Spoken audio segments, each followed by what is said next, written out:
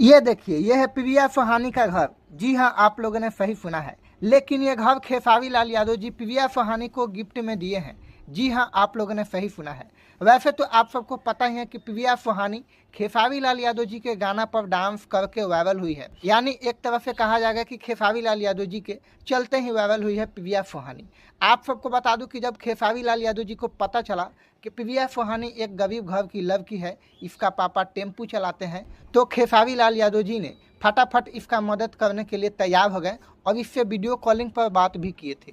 उसके बाद खेसारी लाल यादव जी ने प्रिया सुहानी को ये घर गिफ्ट में दिए हैं, और गिफ्ट में इसलिए दिए हैं क्योंकि खेसारी लाल यादव जी बहुत सारे गाना इसके साथ बनाने वाले हैं, करने वाले हैं। तो उसके बदले में खेसारी लाल यादव जी प्रिया सुहानी को एक अच्छा सा घर दे दिए ताकि वह अभी रह सके और अपना काम अच्छा से कर सके। बाकी आप सबको इस वीडियो में क्या कहना है कमेंट में ज़रूर बताइएगा। धन्यवाद।